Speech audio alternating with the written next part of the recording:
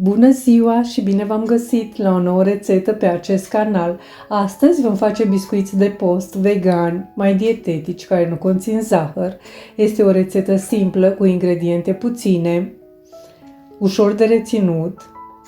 Am făcut această rețetă deoarece am câteva rețete de prăjituri fără coacere în care folosesc biscuiți.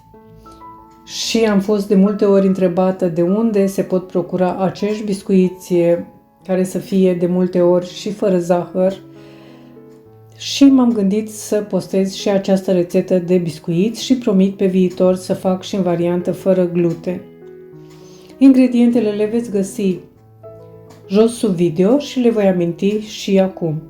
Într-un bol am cernut 150 de grame de făină albă de grâu. Eu am avut 200 de grame, dar am pus mai puțin și am mai adăugat după. Am adăugat 10 grame de pudră de stevia, 2 grame de drojdie uscată și 1 gram de bicarbonat de sodiu alimentar.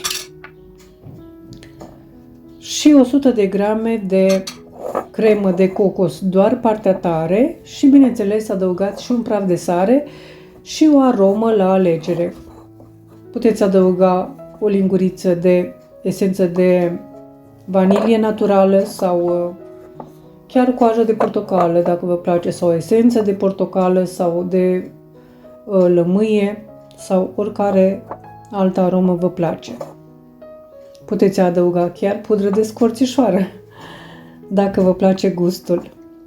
Eu mai adăugat puțină făină, pentru că mi s-a părut cam moale aluatul. Așa trebuie să arate, să fie moale, dar nelipicios. Deci eu am adăugat până la urmă doar 150 de grame de făină în total. După ce frământăm aluatul, îl lăsăm deoparte acoperit pentru 30 de minute. Apoi îi vom da o formă pătrată. Îl vom pune pe masa de lucru între două foi de copt, hârtie de copt, și vom întinde într-o foaie subțire de aproximativ 30 de centimetri pe 30 de centimetri.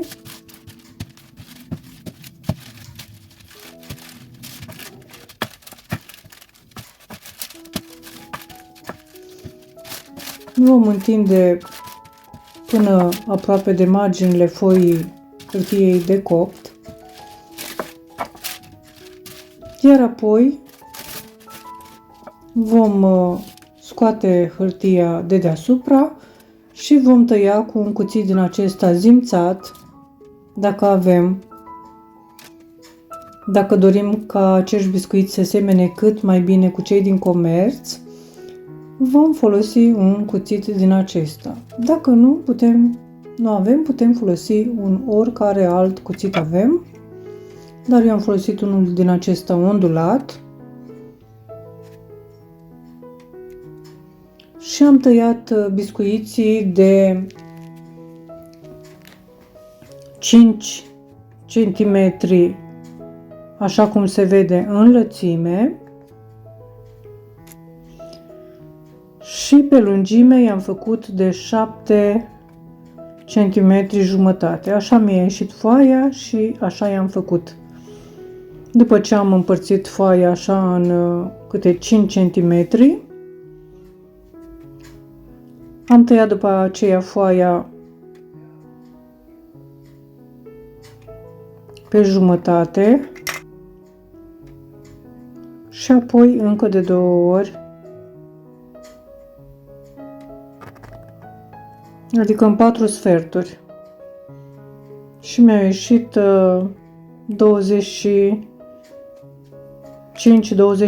de biscuiți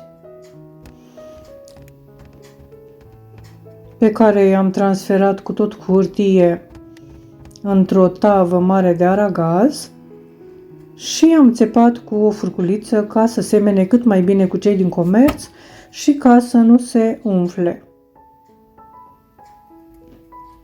la copt. I-am lăsat în cuptor la 170 de grade, bineînțeles cuptorul a fost preîncălzit. Eu am cuptor electric pe care l-am încălzit sus și jos și am ținut pentru 10 minute, dar puteți să țineți până la 12 minute sau chiar 15, acum depinde de cuptor. După 10 minute deja îi verificați ca să nu se ardă.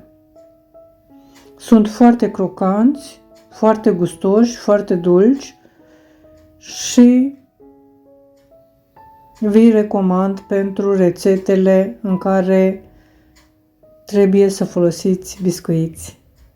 Eu vă doresc poftă bună, vă mulțumesc pentru vizionare și vă aștept la o nouă rețetă data viitoare. Totodată, vă rog, dacă doriți să mă susțineți pentru a continua, abonați-vă la acest canal pentru că este gratuit, lăsați un comentariu și distribuiți rețetele dacă vă plac. La revedere! O zi bună!